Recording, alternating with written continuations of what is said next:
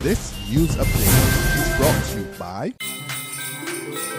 You got an upgrade for Christmas. If you're feeling lucky, you could win some money. Upgrade for Christmas. $200,000 in cash and prizes. With Lime, you could win some money. It's Lime's Christmas Lottery.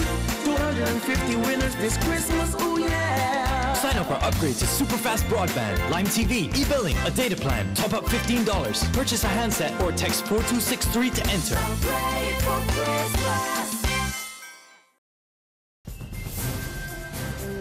Welcome to the Barbados Today Evening Update. It's Tuesday, January 6, 2015. Thanks for joining us. I'm Fernella Wedderburn. Topping the news this evening, the Barbados Union of Teachers issues the Ministry of Education with new deadlines on the heels of the expiration of a 72-hour ultimatum. The B.U.T says the ministry now has 2 weeks to give a status report on its investigations into the Alma, Parris and Parkinson Memorial Secondary Schools. The union also gave the Personnel Administration Division 6 weeks to deal with the issue of temporary appointments of teachers.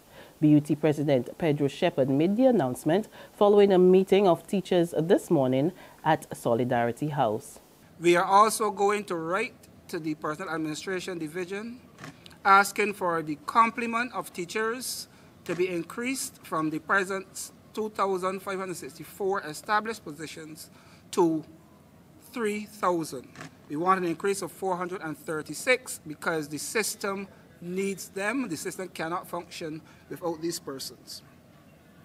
We have asked the Ministry of Education, Science, Innovation and Technology to give us some indication within the next 2 weeks as to the status of the current investigation being conducted into the Parkinson Secondary School, and 2 weeks to give us some indication as well as to what the plan of action which is being instituted at the Alma Parris Secondary School would bring.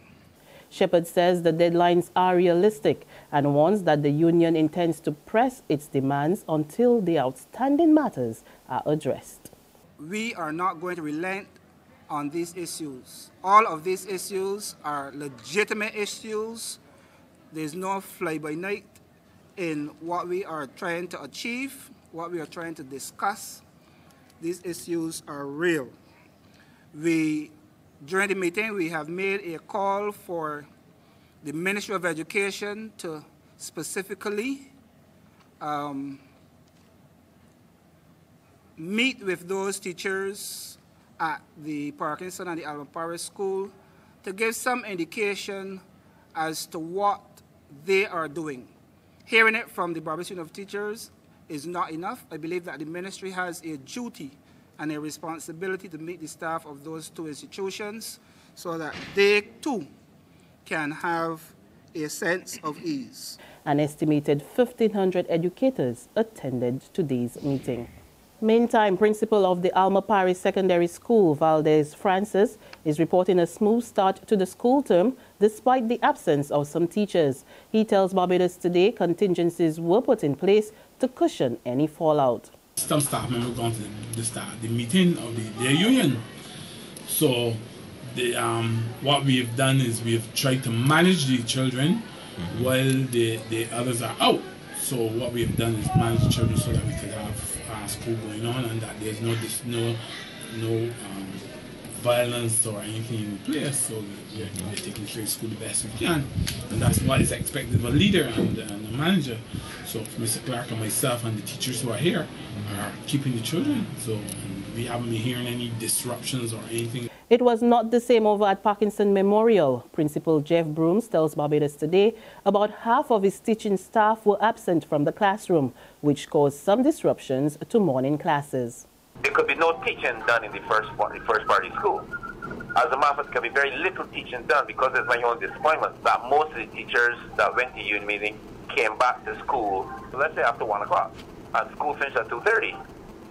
Most came back after 1, quite a few came back after 1:30. So that was my only disappointment. In other news, 18-year-old Darren Niles was today granted a $25,000 bail. Niles is charged with causing the death of a Clyde Small by dangerous driving on December 1 last year. The teenager from Cottage Heights, St. George, was driving a motor vehicle on Valley Road when it collided with Small, who was a pedestrian. He died on the scene. Niles, who was granted bail with one surety, will return to court on April 14. A second man on the police wanted bulletin list turns himself in. 31-year-old Kyle Hinds of number 17 Pleasant Hall, St. Matthias Christchurch, surrendered to police today in the presence of an attorney. Hinds was wanted in connection with criminal matters. Yesterday, Leon Gaffel Lawrence also showed up at the police station with an attorney. Anglican priest Reverend Davidson Bowen is calling on churchgoers to stop judging and start extending love to the homosexual community. Reverend Bowen says while the church is using biblical scripture to support its disapproval of same-sex relations, homosexuality, he says, goes a lot deeper than the sexual act. To say that the homosexual is, I don't know, the position that many persons take indicates that God somehow did something wrong. As if there are persons being produced and like cans being produced and this one got in a dent and or this one didn't come out too cylindrical or whatever. Our job is not to judge. There are homosexuals in our midst. Our job is to love. If we love, then we've executed our duty. There's regional and international news after this short break. Hi, I'm Red Plastic Bag. Anyone who knows me knows I don't like cold.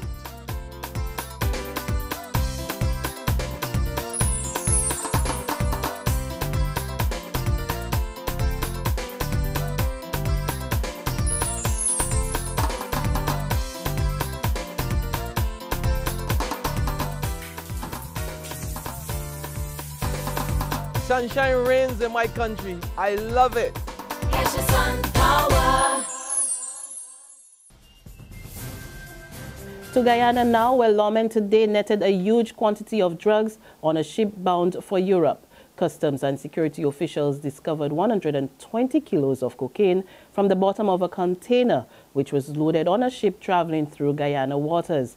The vessel was seized in Linden and brought to Georgetown, where the cocaine was discovered. Several foreign nationals were arrested. A check of the vessel showed that this container behind you had contraband inside. As such, we offloaded the container, brought it to Georgetown, where the examination was done, and so far we haven't a final count, but it's well over 120 kilos. On the international scene now, where all eyes were on the White House as a new Congress was sworn in. For the first time in 8 years, the Republicans will assume full control of both the Senate and the House of Representatives. And political pundits believe this will make life even more difficult for the Democratic President Barack Obama. The first order of business, the Keystone Oil Pipeline, which Senate failed to approve. This is a big disappointment, to say the least, for Mary Landrieu, but also other supporters of this Keystone Pipeline. But it has been a very, very divisive debate and a volatile issue. In fact, just after the vote was gavelled closed and it lost, there were some protesters inside the Senate chamber and the visitors gallery. Listen to what happened. 54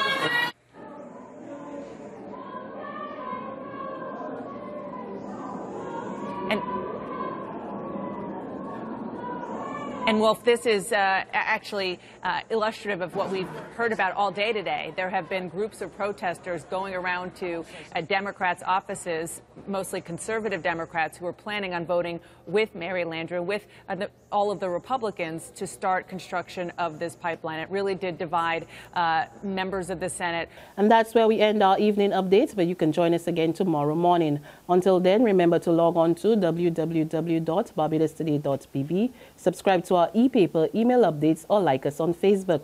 You can also catch us on Izumi Media in bus terminals or screenplay at supermarkets and gas stations near you. Also tune in to Channel 101 Online TV to get all your latest news and sports. I'm Fernella Wedderburn. See you tomorrow. This news update is brought to you by I run from me to me. For me?